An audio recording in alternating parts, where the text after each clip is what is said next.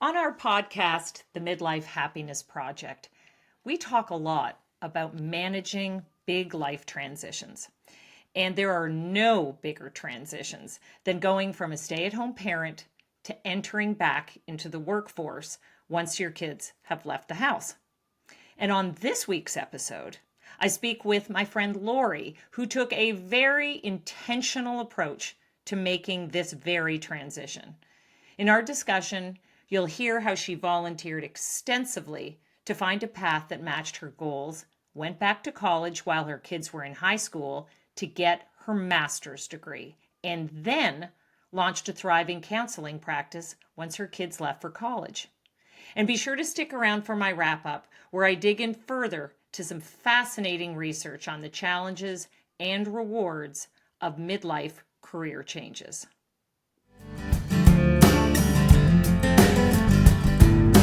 Welcome back to another episode of the Midlife Happiness Project. And today I have another wonderful, sensational, super interesting friend, my friend Lori. Hi, Lori. Hi. Okay, Lori is happily married. She's got 2 kids. One is just about to finish college. The other actually just got her first job, which is very exciting. And on top of everything else, she just recently moved. So a lot going on in her life. But let's get right to it. Lori is here to talk about her thing, the thing that has really just added happiness to her life, but also just sort of made her life more interesting. And Lori, what is that thing? Well, that thing I think started about, over 10 years ago. And I knew, my identity was mom. And I had been a teacher and before my kids were born, and I was 100% mom. And I started having this inkling that my kids are going to grow up and they're going to leave me. And I knew, and that was the plan. That's the plan, right? And I knew that I knew that this might be a big loss for me because I was very, very wrapped up in just their life. My life was their life. My whole identity was doing for them. My husband was out working, doing his thing. And so my whole identity was mom. And I started thinking, I need something other, not necessarily like more. It's not being a stay-at-home mom is not, a bad thing, but I needed something that was just me, 100% me.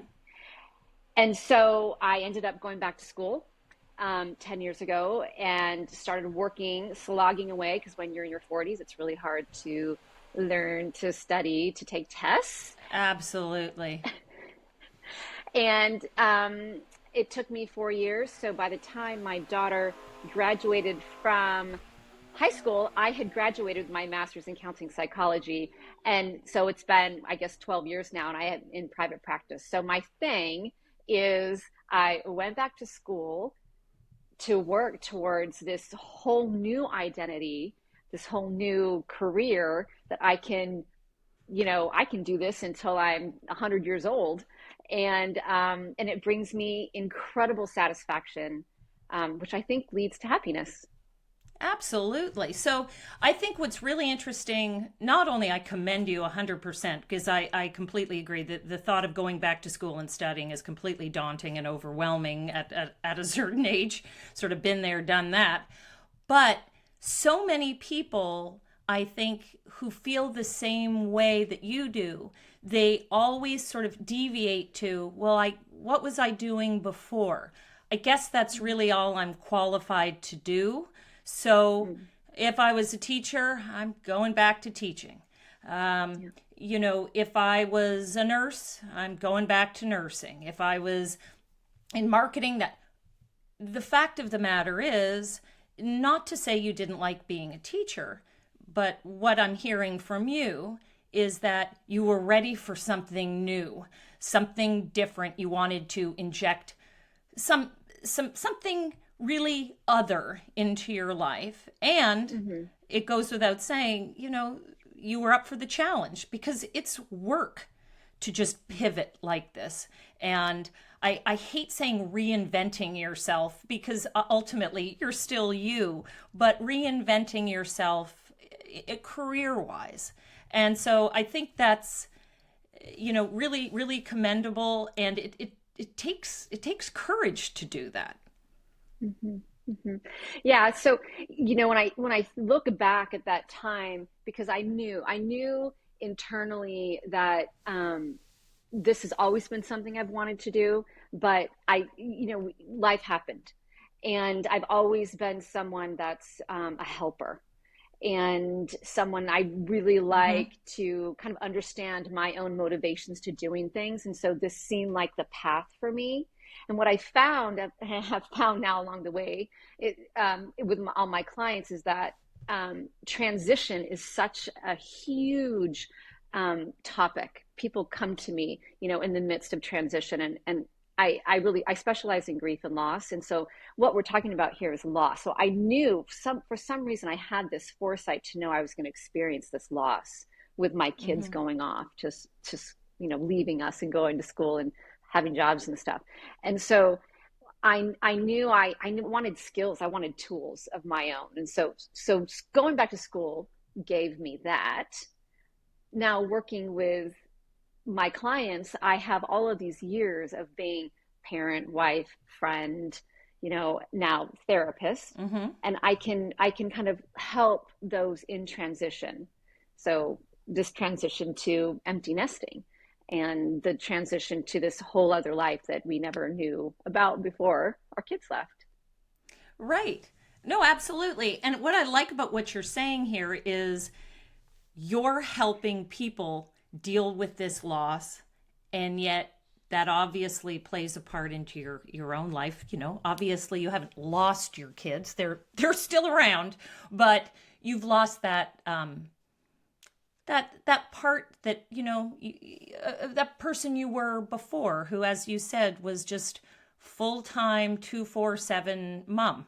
And you know I guess what would be interesting to hear from you is, how has you taken on this role, this new career as a therapist? Has it affected your relationships, be it your husband, your friends? Obviously, we know it affects your clients, but how has it affected you positively with your own personal relationships? It's completely changed how I am in relationships, I think, because the whole journey, the process, Mm-hmm. the education, all the work that I've done, the training, um, it has shifted the way I think, and so it's just made me a wife and a mother and a friend that can listen in a different way. Um, it I'm able to let go of things that kind of would get me wrapped around the axle, that I just don't need to Yeah. carry anymore. It's given me a lot of self confidence when we go back to this identity piece. That before I was mom, good mom, I get, my kids were clothed and fed and stuff, and wife, but I was feeling very like lacking. Like I wasn't quite sure who Lori was. And so this has given me such confidence so I can be in relationships in a different way. Mm-hmm. I think I can completely see how that's the case. And, friends, it's just like anybody who's in therapy themselves. It ends up affecting more than just maybe that one relationship that you're there to address. It inevitably, Mm-hmm. hopefully, if you've got a good therapist, it impacts your life in many different positive ways. So the other thing that I'd love you to speak about is, what's unique about your story is that you were very, let's say, strategic about this. You had the forethought that you knew, as you said, you were going to be in this position where your kids would, if all goes according to plan, spread their wings and live their own life outside, living with you. And I think that you having this plan in place and taking the steps before you were an empty nester is something that probably is something that people would and should really consider. In other words, it's a little bit scary for people when their kids finally do leave the house and it's just like a slap in the face of, oh my God, I'm by myself. I my identity, as you say, is so wrapped up in your kids, and you sort of feel this great, overwhelming loss. Um, and for those people who didn't give it a lot of thought, didn't have a plan, it's really scary and can be, they sort of feel like they're stuck.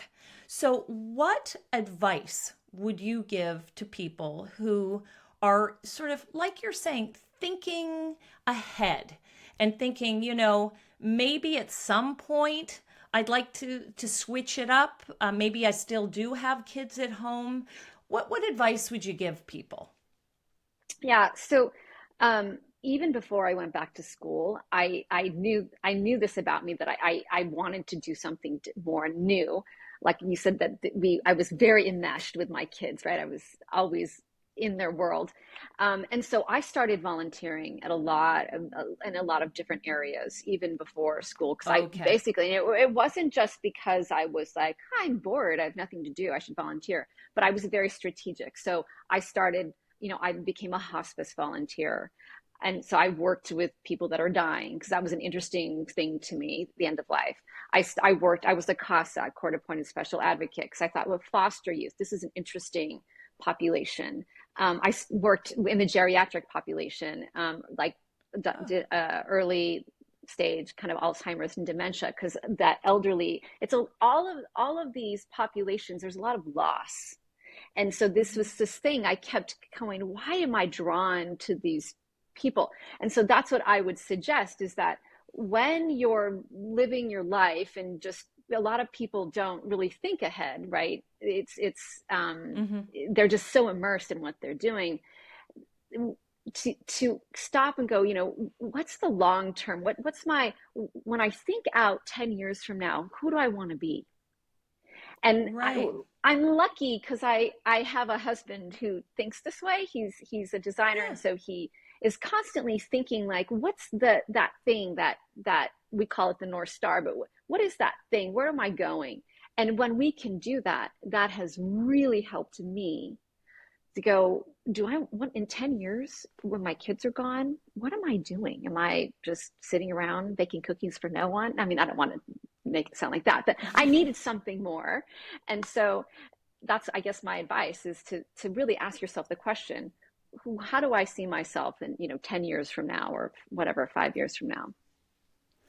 I think that's really interesting, in that you see yourself as sort of evolving, and you use the Mm-hmm. word transition, right? So we've talked about this before on the program, that it's, you're just sort of evolving as a person, and Mm-hmm. you may retire from one career, but that doesn't necessarily mean it's over. You might find yourself saying, no, I still need to be challenged. I still need that sense of purpose. I still need to get up in the morning and feel like somebody is sort of depending on me or needs me. And that's not to say that as women we need to be needed and caregivers, but again, it gives you a sense of purpose. And I don't think anybody really wants to feel like they're just sort of drifting. And Mm-hmm. Mm-hmm. you need a reason to get up in the morning. And on that note, as a therapist, I mean, is this something you do full time? Is this something you do, a few days a week? How have you approached your career? Yeah, so I just have the luxury of, because I'm in private practice, I can stack my schedule however I want. And so I work 3 days a week. And the days I work are long. I have, like, I'm full. And so um, I have the schedule the way I want it, so I can really be in my zone and with my clients and doing the work I want to do. And then I have these days where I can, you know, see friends and do the classes I want to do and do more research or whatever I'm thinking about. And so it's a really pretty amazing schedule that I And get to balance. did that play a part in you deciding to pursue this as a career, that you kind of knew this would give you the opportunity to be a sort of your own free agent and make your own hours? Did that play a part in your decision? I wish I could say it did. No, I actually thought I would be working in more like a facility or like a hospital or something, which doesn't have that flexibility. But along the way, what I learned about myself is the work that I actually want to do is depth work, and so I can't do that in like a short term care type of thing, and that Mm-hmm. lends itself to private practice, and then um, I found this freedom, and which allowed the freedom to move and allowed the freedom to travel. You know, allows all these freedoms that we have. So I don't look at retiring. To me, that's not even a word I even think about, because I think, wow, I mean, I can do this work when I'm literally 80 years old. I I have some love. time, because it just we just like you talked about evolving. It's that there I don't need to be stuck, and that's the word a lot of clients say to me is, I'm so stuck, I have no options. And Okay. I'm like over here going, you have all the we have all the options, right? It's just Right. being confident enough to take the step and lean in to this thing that Hmm. you don't know a whole lot about.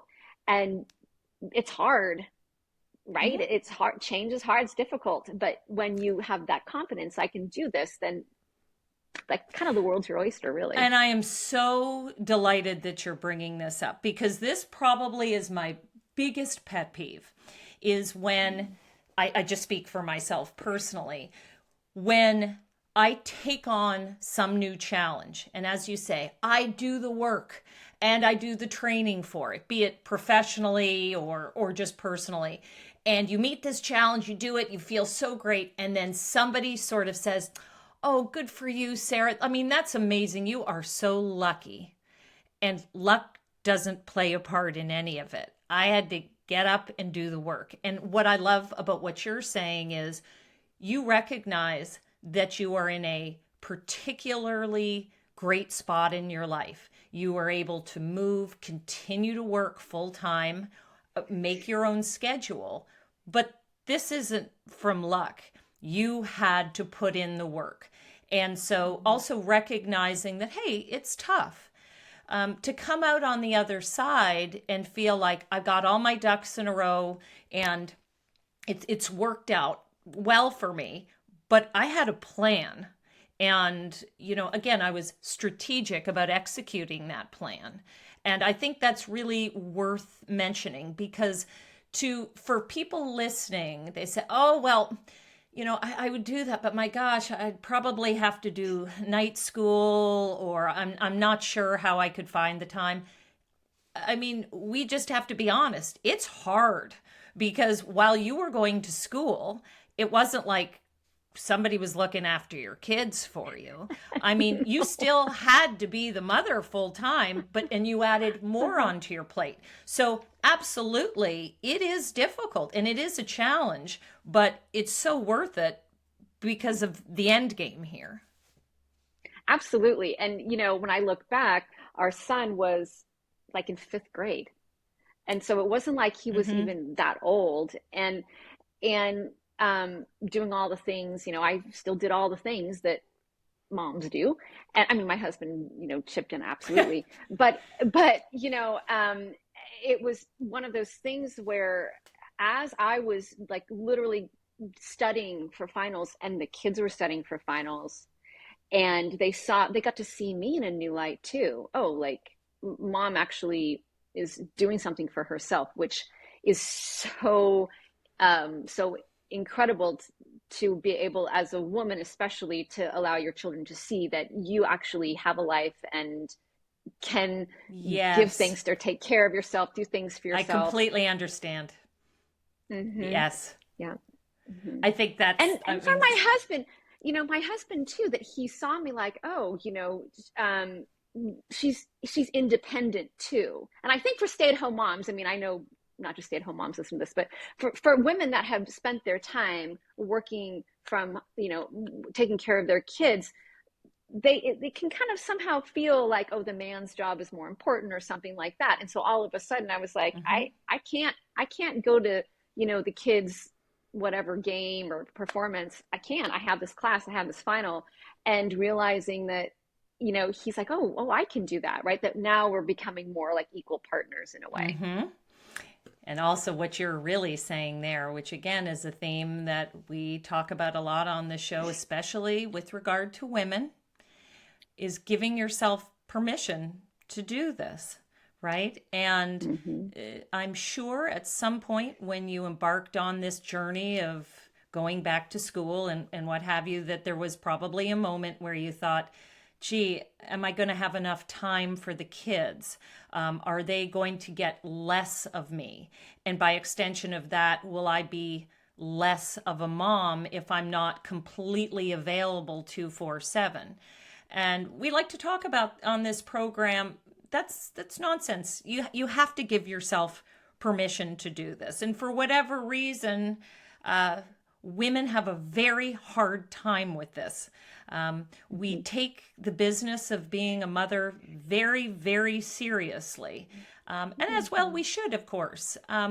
But pursuing other things outside the home is something, it's our right. And frankly, we should be giving this some thought. It's not for everyone, of course.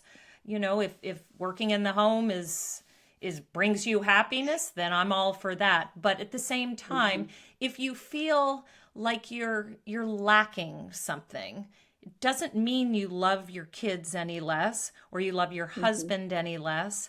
Um, some people just they need something more. Mm-hmm. Mm-hmm. And something different, right? It could be. It was good for the time, and that's the transition. This thing was really amazing for this moment and this time. And now that's just one of the chapters in this book that's called My Life, right? And I get to write a whole new chapter now, right? And so that's how I see kind of transitioning through life, is that was a thing that I did. I loved that. Now I'm doing this and I love this and I wouldn't want to go back. I love to hear that. Well, you're an inspiration, girlfriend. And I know a lot of people listening are saying, I don't know.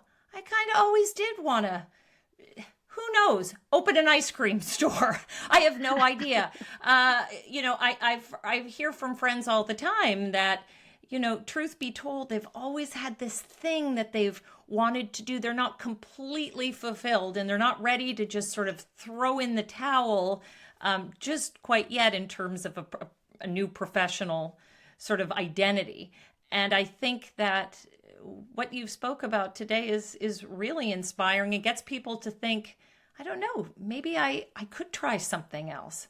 And for those people listening who aren't actually empty nesters yet and might be thinking, well, this really isn't the time in my life. In reality, it's like listening to Lori today. She had some thought about this well before she was an empty nester. So she liked to get all her ducks in a row. And so I think that's a really good way of going about it. And you've offered some great advice. And on that, thank you so much for being a guest today, Lori. Ah, thanks so much for having me. Absolutely. Okay. Thanks everyone for joining us today. And we will see you next time for the Midlife Happiness Project. Thanks. My conversation with Lori really made me think of an expression that we've all heard. And when we're talking to somebody and they're referring to something that they kind of have an interest in and they'd like to pursue, but they sort of don't know how they're going to move forward with it, there's this expression that says, oh, well, in my next life, I'll do this. In my next life, I'll open up that flower shop I always wanted to open. In my next life, I'll go back to law school. Whatever it is. I thought that's a very curious thing to say because sort of the whole point to this podcast is this next life is now. And certainly that's exactly how Lori has approached this particular time in her life, that she's not going to put it off. She's going to seize the moment And despite the fact that it's a lot of work to go back to school and pivot and change careers, it was well worth it in the grand scheme of things. So I've done a little research on this very topic of starting a new career in your midlife. And lots of people consider changing careers in their midlife, not surprisingly. In fact, a survey by the Conference Board found that 80% of people over the age of 45 seriously consider a change in their careers. However, only 6% of those over 45 actually follow through and pursue actually changing their careers.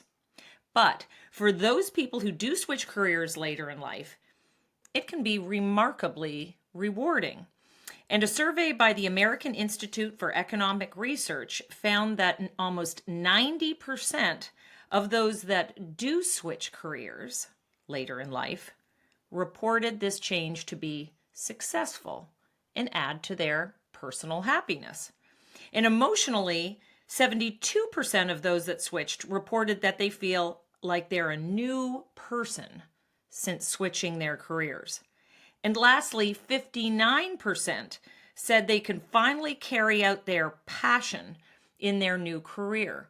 And what's interesting about this, for those of us who have kids who are either going into college or leaving college and starting their careers, we can relate to this. Here we have these young adults who are asked to decide on what they want to do with the rest of their life.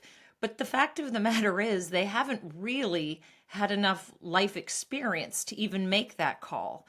And so here we are at this really unique time in our life, and we have life experience, and we have this wisdom of having done, seen, and experienced far more than we did when we were in our 20s or 30s.